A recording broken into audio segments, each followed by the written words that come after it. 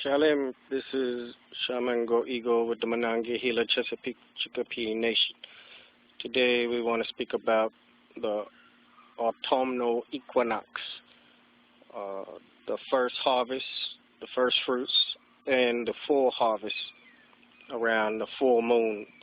In this year of October 2013, the new crescent moon appeared on October the 6th, during the evening of October the 6th, Sunday. The new crescent moon appeared, and that marked the first lunar day of the lunar month, which would have ranged from the evening of October 6th until the evening of October 7th.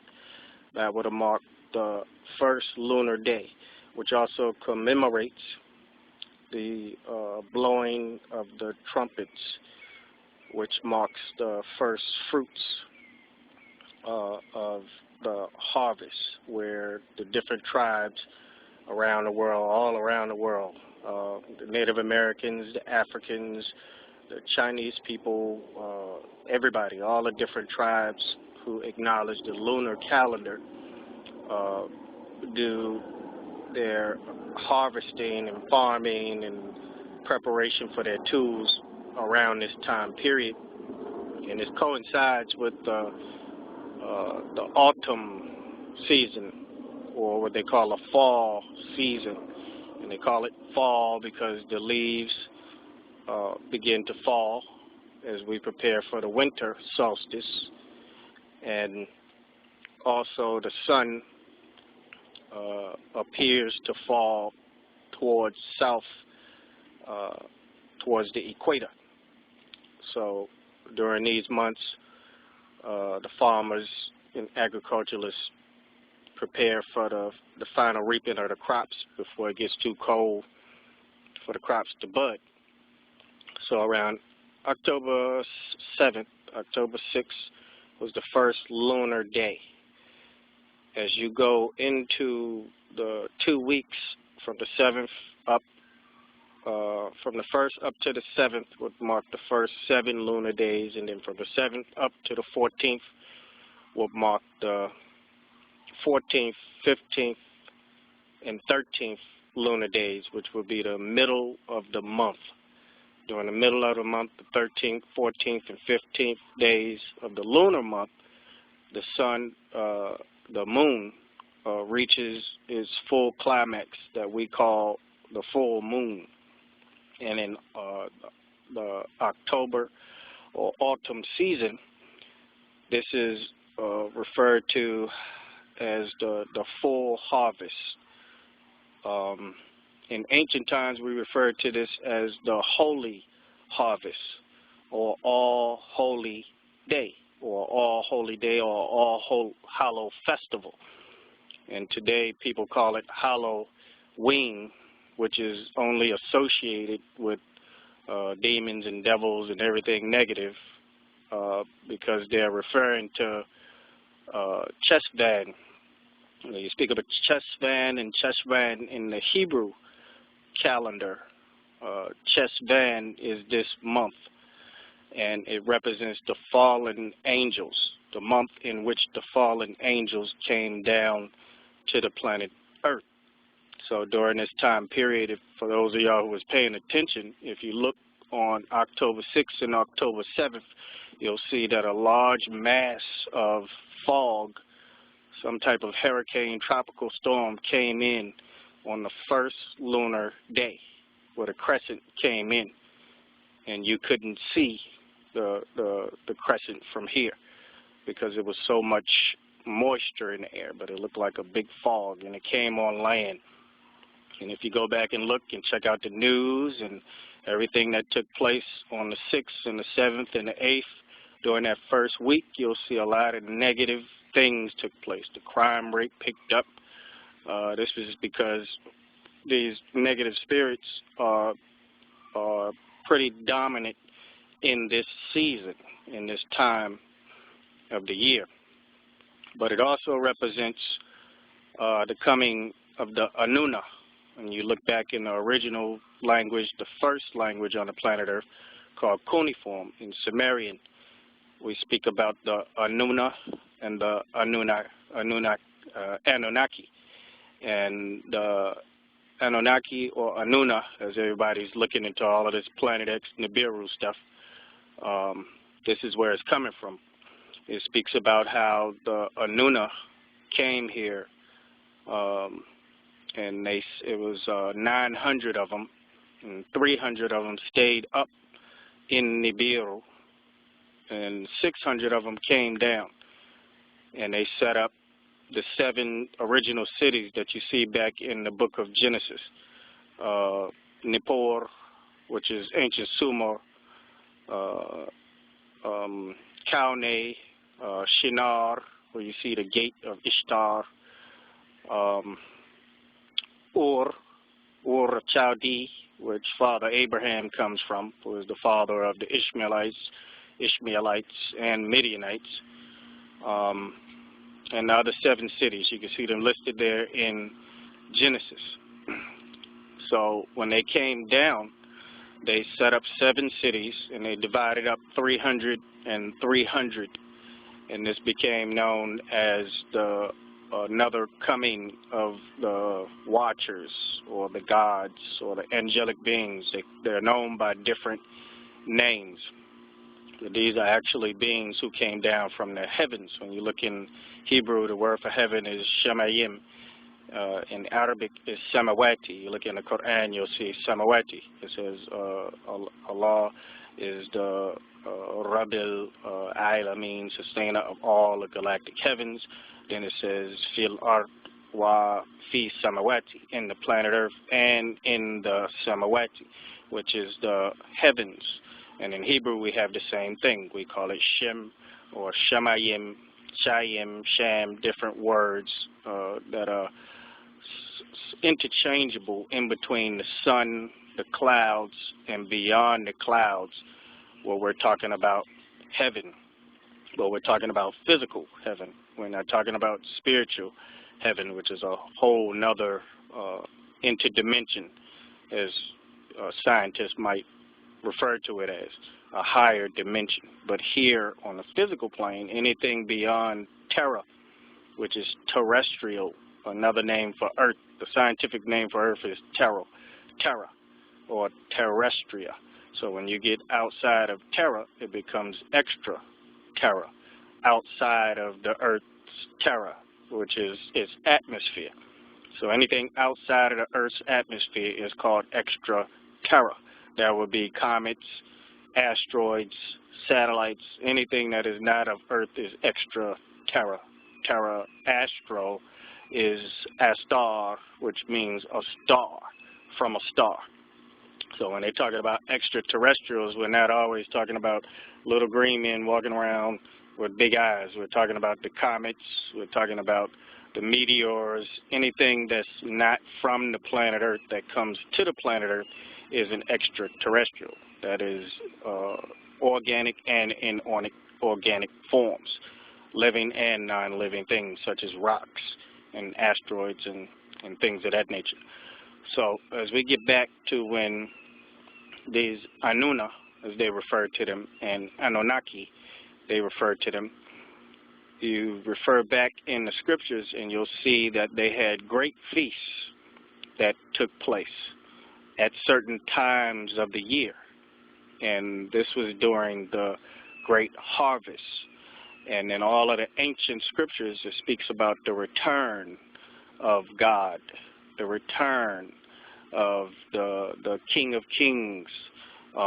We look in the book of Revelations, it speaks about the return of the King of Kings who will come, and God shall be with them, and he shall be on the throne. We're talking about something physical that's going to take place.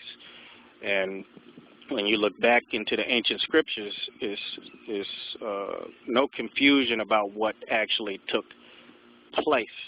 There was an actual arrival of God and the angelic beings, and they came down and they were with men. And here on earth we have temples and shrines that were set up by the ancient priesthood, and they gave offerings. That's where you see the offerings coming in of the rams and the goats and the incense and things like that. This was a big festival that represented the return of the, in Hebrew we call them Elohim. In Arabic we call them Allahumma. In Native Americans we might call them Katchinas, or Anasazi. It's a lot of different names that the Star people were known by. And now you see all on the History Channel and everywhere, people are admitting to the fact that human beings on Earth were engineered, or something took place in the evolutionary process that jump sped up the evolution of human beings. And this is what we see in the book of Genesis, and it speaks about, let us make man in our image, after our likeness. We're talking about the Elohim. These are superior beings, and amongst them there's a superior being that people refer to as God. But the whole God concept and religion and everything is all confused right now. But if you read in the book of Revelation, it clears it up. It says the mystery of God will be explained. All things will be made clear. So when the final feast takes place, all of the confusion and mysteries and lies will be dispelled. People will see exactly who they're worshiping, and they will see it coming. Now we're at a time around October the 21st, 22nd. Astronomers and scientists are looking at a large object out there. They say it's supposed to get close around November the 11th. 2013, all jurisdictions are preparing for maybe some type of catastrophe that may take place, because this object is so big it might affect our tides. It's going to be closer than the moon. This is not the planet ship Nibiru.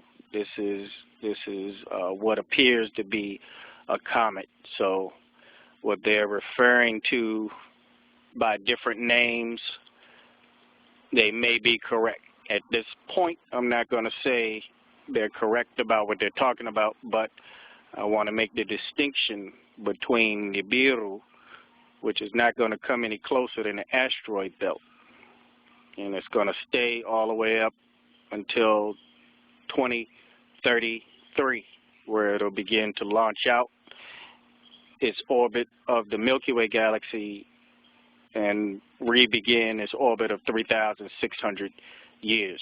That is the planet ship Nibiru, and it has 6 warrior crafts with it. What you're looking at and you think are 6 moons around this large planet are not. Those are 6 ships. Those are battleships. All right. So as we go around October 21st, October 19th, October 21st, October 20th, we're coming around the midpoint of the full moon, where we have the main harvest, the full harvest, as we call it, during the full moon. And like I said, a lot of disagreeable, negative things are associated with this time period, but it begins from the full moon and lasts up to the end, up to the new moon, where there is no moon, where during 2 to 3 days the moon is not able to be seen during the 3 days of darkness, 2 or 3 days of darkness. So you'll go from the full moon all the way into the full no moon, which will be 2 weeks. Now calculating up approximately from the 19th of October, and 2 weeks will take you up into 2 weeks from then. So during the harvest, during the full harvest, you'll see this reenactment take place in the book of Revelations. And it speaks about the people standing there with palms in their hands and singing as a new song, and 144,000 and all of this. This is actually this festival that we refer to in the ancient Sumerian cuneiform texts as I said before, which is the first language on the planet Earth, and they're still discovering these tablets and deciphering and translating them. But as you see in these tablets, we speak about Duku. They also call it Doko. And Duku is the sacred mound. It is the festival of the sacred mound. And what we're talking about is a mountain, a sacred mountain where the Anunnaki would enter and go into the inner world called the Absu. In Egyptian hieroglyphics, they speak about the underworld, how the Nibiru would enter into the pyramids or into the Sphinx and go down and go into different chambers, and then they would go into Absu, which would be the underworld. Now scientists have confirmed that there are great oceans under Africa. Even though on the surface you might see a bunch of desert, such as in Egypt, out to Sudan, northern Africa, and different places, you'll see a lot of desertification. But under the deserts of Egypt and a lot of other countries where you see the pyramids, there is rivers and waters and whole cities where people live, believe it or not. And these civilizations are still highly advanced. They still live there. They never went anywhere. It's just human beings are not allowed access. That's why when you look back, you read in the Book of the Dead, in the books of Osiris, they start speaking about reaching certain gates. When certain people go down into these catacombs or underground tunnels, they come into demons. This is where the demons of Halloween come from, and the ghosts and the goblins. And in the Bible, we refer to them as Cherubim, keepers of the east gate, where Adam and Eve was cast out the garden. And then there were guardians, cherubims, put at the gate where they couldn't come back in. Well, this is what's taking place here on Earth, is cities inside of the Earth. And like I said, in Egypt, in the Egyptian text, we call it Apsu or Abzu. In the Sumerian text, it's the same, Apsu and Absu. And we speak about Ishara, and Duku would be the actual entrance into the underworld, as you see. And those of y'all who are reading the cuneiform text, you know exactly where these locations are. In Zimbabwe, there is the main entrance where Ishtar is referred to as went down, and she had to go through 7 gates, and at each gate she was asked certain questions, given certain tests, certain answers had to be given. So a lot of people who think that they're just going to run down into the Sipapua, like over there in Nevada, by the Colorado River in the Grand Canyon, there's the entrance where they're building a casino right now, where we as Hopi, Native Americans, and Navajo taught that our ancestors came out and back to the surface, where there were certain destructions that took place, such as ice ages and meteors and asteroids hitting, destroying the dinosaurs and things like that, where we had to go inside of the earth and live in underground cities that are still there. One of these entrances is right there. It's called Sipapua. And we also teach that the Katchinas will come out to the mountain ranges, such as Mount Shasta. It's the whole range, the Cascades, the Rocky Mountains, all of that. But in the teachings, we teach that they come out of the mountains and up to the top of the mountains, and they begin singing and doing the Native American chants. And then the people out in the villages will hear them, and they will follow them up into the mountains, and they will take them into the mountains to survive the ice ages and different things that would take place. This is the cycle that we're in again now. Also marking the end of Nibiru's orbit, coming back through at 3,600 years, and the end of this entire Milky Way solar system encircling the center of the Milky Way galaxy, the massive black hole referred to as Sagittarius A. So this is the great year where a lot of things line up. And we're also overdue for the next major ice age, which takes place every 100,000 to 200,000 years. So the record shows that we had receded from, we might call it a middle ice age, about 13,000 years ago, which means we're headed towards the major ice age now. This is the stage for it. You read in the cuneiform text, it specifically says as Nibiru encroaches or gets closer, it speeds up the process of the glaciers not melting but beginning to break off. Right now you see the glaciers as large as continents breaking off. Well, in this cycle, they break off in massive sheets, and they break off so large that it raises the water levels to the point where it just floods the entire planet. And those people who are not living on higher ground or don't have today the technology to be on the water or above the water until the time the waters recede back, those people don't survive. And there's many records in the Native American culture, African culture, Chinese culture. Everybody around the world speaks about great floods coming. Well, this is what causes the major flood. And so now we're at the point where the ice sheets will break again, on top of everything else that's supposed to take place. But during the great festival, during the great feast, those people who are in the right place, making the proper offerings, doing the proper ceremonies, they don't have anything to worry about. They will be in the presence of God and his angels, as people may interpret them as, and they will continue on to repopulate the earth. In Revelation, they speak about the Lamb and 144,000, and they will be with him for 1,000 years, and then he will come back to populate the planet Earth and teach those on the planet Earth.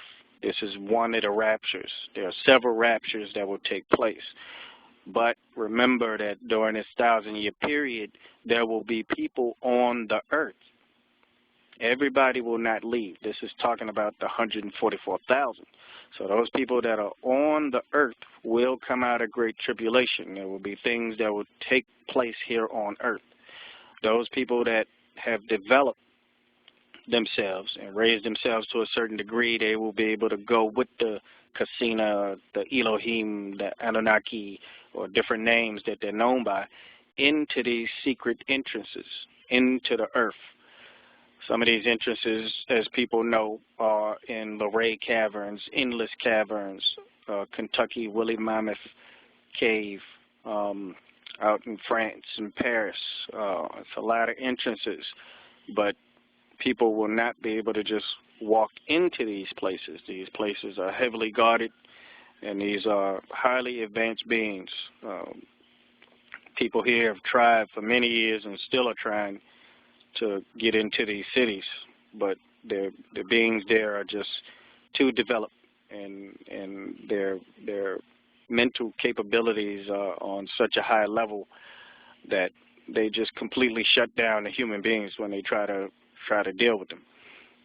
All right, so as we deal with the full moon in the Hebrew, as was referring to the Hebrew month of Chesvan, we're talking about the month of the fallen angels. And the month before Chesvan is the month where we had the Yom Kippur and the Rosh Hashanah. So you're approximately a month or almost 30 lunar days from the first harvest or the first fruits.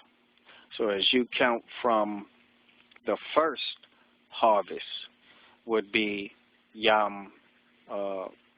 would be Rosh Hashanah, which would be Ras or the Ras, which is the head, and Asana or Hashanah is the time, the counting, the head of the counting. This is the beginning, the first fruits.